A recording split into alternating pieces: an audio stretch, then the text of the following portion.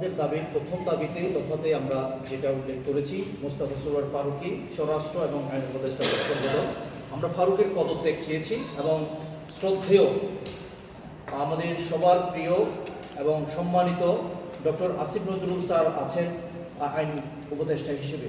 কিন্তু আমরা বেশ কিছু ঘটনা নিয়ে ওনার প্রতি যে আস্থা এবং আমাদের ওনাদের প্রতি একটা যে বিশ্বাস ছিল ওটাতে ছেদ লেগেছে। কেননা আমরা যে মুজিববাদকে, মুজিব পূজাকে বাংলাদেশ থেকে এই মুজিব পূজার যে ফেসিবাদ এটাকে উৎপাটন করতে চাই। আমরা দেখতে পেয়েছি আমাদের এই শ্রদ্ধেয় ডক্টর আসিফ নজরুল স্যার বিগত বিভিন্ন সময়ে উনি মুজিব অনুসারে অথবা মুজিববাদের সাথে সংশ্লিষ্ট ছিলেন। এটা আমরা স্পষ্টভাবে বলে দিতে চাই, ডক্টর আসিফ নজরুল স্যার আমাদের সম্মানের জায়গায় আছেন এবং থাকবেন। কিন্তু আইন উপদেষ্টা হিসেবে আসলে বেশ কিছু প্রশ্নের জায়গা তৈরি করে দিয়েছে। আপনারা জানেন আওয়ামী লীগের সাবেক মন্ত্রী সাবের হোসেন চৌধুরী 6টা মামলায় একদিনে জামিন কিভাবে পায় একজন হত্যা মামলার আসামি। এটা নিয়ে খুব বড় একটা প্রশ্নের জায়গা তৈরি হয়েছে, এটার উনি সদুত্তর এখনো দিতে পারেননি। এমনি করে আপনারা এক স্বৈরাচার ফেসিবাদের দোষর একজন সাংবাদিক মুন্নি সাহার নাম শুনেছেন। সে হত্যা মামলার আসামি, সে থানা থেকে কিভাবে ছাড়া পেয়ে যায়। গত কয়েকদিন আগে কক্সবাজার জেলার একজন মহিলা আওয়ামী লীগের নেত্রী কাবেরী, তাকে কোর্টে হাজির না করে জেল হাজতে প্রেরণ করা হয়েছে। একটা আসামিকে অবশ্যই কোর্টে প্রেরণ করতে হবে, কোর্টে হাজির করতে হবে, তারপর হচ্ছে সে কোথায় যাবে, জামিনে যাবে না জেল হাজতে যাবে সেটা সিদ্ধান্ত হবে। কিন্তু কার ইশারায় রাতের আধারে থানা থেকে তাকে জেল হাজতে প্রেরণ করা হয়েছে। সুতরাং ডক্টর আসিফ নজরুল স্যার সহ আমরা আরেকজন শ্রদ্ধেয় উপদেষ্টা, স্বরাষ্ট্র উপদেষ্টা হিসেবে যিনি দায়িত্ব পালন করছেন তারও দপ্তর বদল চেয়েছি। আমরা ওনাদেরকে সম্মান করি, সম্মানের সহিত ওনারা এমন কাউকে ওখানে বসাক যারা আসলেই তাদের স্পৃহা নিয়ে 24-এর স্পিরিটকে ধারণ করে স্বরাষ্ট্র দপ্তরকে পরিচালনা করবেন। আমরা এখনো পর্যন্ত দেখতে পাচ্ছি সন্ত্রাসী যারা আন্দোলনে গুলি করেছিল, বাধা দিয়েছিল আওয়ামী লীগের সন্ত্রাসীরা এখনো দর্প করে ঘুরে বেড়াচ্ছে। স্বরাষ্ট্রমন্ত্রী, এর দ্বারা বোঝা যায় আপনি তাদেরকে মোকাবেলা করতে ব্যর্থ হয়েছেন। আমরা চাই যিনি এই স্পিরিটকে ধারণ করবেন এবং সন্ত্রাসীদেরকে মোকাবেলা করে বাংলাদেশে একটা সুষ্ঠু, সুন্দর, সুশৃঙ্খল আইন শৃঙ্খলার পরিস্থিতি যিনি নিয়ে আসতে পারবেন, আমরা তাকেই চাই। আচ্ছা, আপনাদের যে 7 দফা দাবি রয়েছে এগুলো দ্রুত বাস্তবায়ন না হলে পরবর্তী পদক্ষেপ কি থাকবে আপনাদের? আমরা আমাদের দাবির মধ্যে সরকারকে 48 ঘন্টার একটা টাইম বেঁধে দিয়েছি।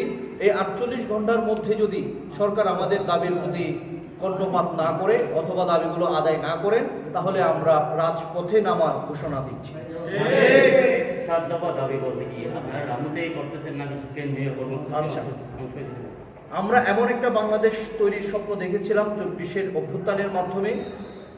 বাংলাদেশের প্রত্যন্ত অঞ্চল থেকেও যদি একটা দাবি ওঠে, দাবিটা যদি যৌক্তিক হয় তাহলে সেটা সরকারকে অবশ্যই মেনে নিতে হবে। এখন আমরা দেখতে পাচ্ছি গত 4.5 মাস পার হয়ে যাওয়ার পরেও সরকার যেভাবে দেশ চালাচ্ছে এটা 24-এর স্পিরিটকে ধারণ করে না। আমাদের আহত ভাইদের সুচিকিৎসা হচ্ছে না। আন্দোলনে যেই সকল হত্যাযোগ্য হয়েছে, গণহত্যা হয়েছে, ওই গণহত্যার সুষ্ঠু বিচার এখনো পর্যন্ত পরিলক্ষিত হচ্ছে না।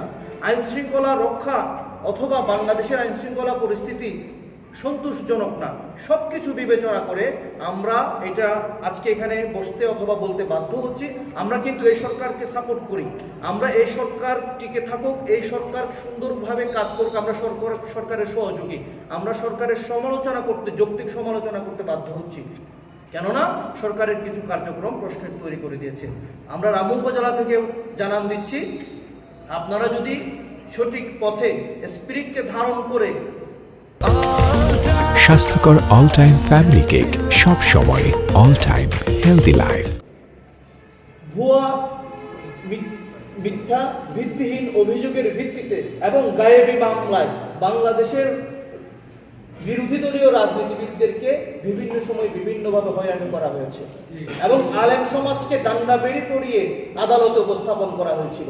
কিন্তু আমরা এখন দেখতে পাচ্ছি কি তাদেরকে জামায় আদর করে অনেকটা আদালতে উপস্থাপন করা হচ্ছে অথবা জামিন দিয়ে দেওয়া হচ্ছে। এগুলো আসলে আমাদের স্পিরিট ধারণ করে না। এটা প্রমাণিত।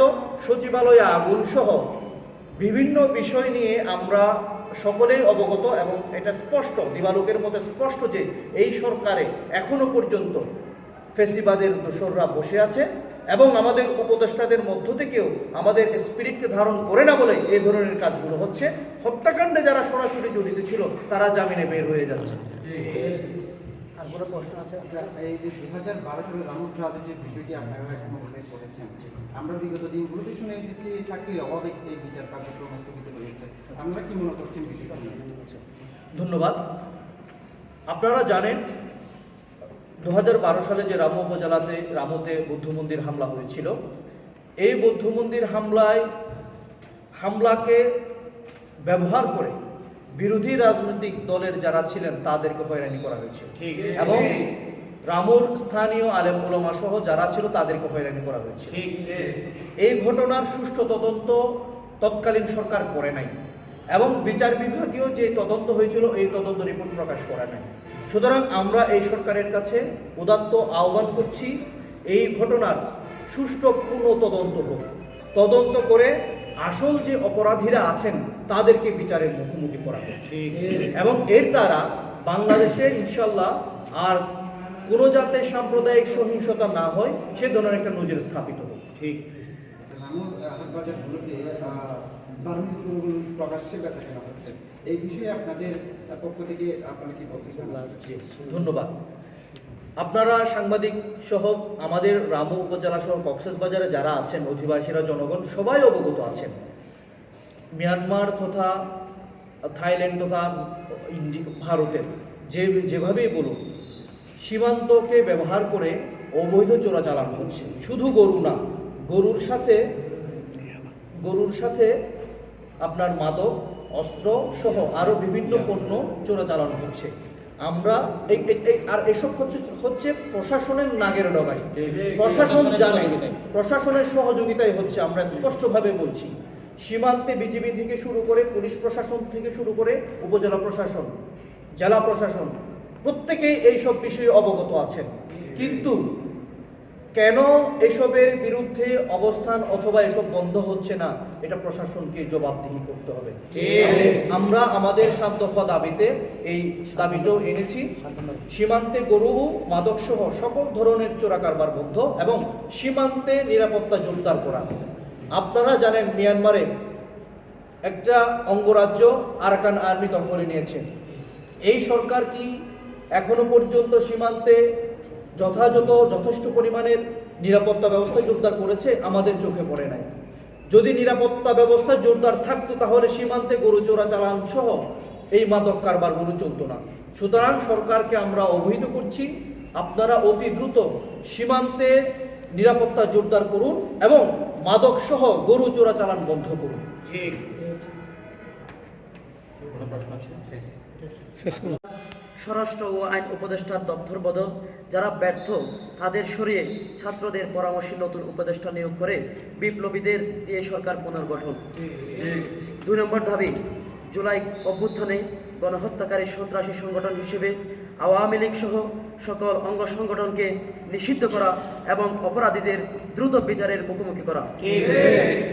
3 নম্বর দাবি, 2014 সালের বিনা ভোটের নির্বাচন, 2018 সালের রাতের ভোটের নির্বাচন ও 2024 সালের ডামি নির্বাচনের সাথে জড়িত ইউনিয়ন পরিষদ থেকে শুরু করে নির্বাচন কমিশন সহ রাষ্ট্রের সর্বোচ্চ মহলে জড়িত সকলকে বিচারের আওতায় আনতে হবে।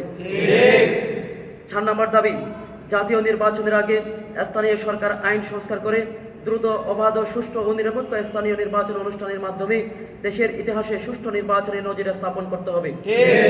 5 নম্বর দাবি, রাষ্ট্রের সর্বস্তরে এখনো বহাল তবিয়তে থাকা ফ্যাসিবাদের দূষর আমলাদের দ্রুত চিহ্নিত করে অপসারণ করতে হবে। 6 নম্বর দাবি, 2012 সালে রামুতে, 2016 সালে নাসিরনগরে সহিংসতা সহ বিগত সরকারের সময়ে সংগঠিত সকল ঘটনার পুনঃতদন্ত করে প্রকৃত অপরাধীদের দ্রুত বিচারের আওতায় আনা।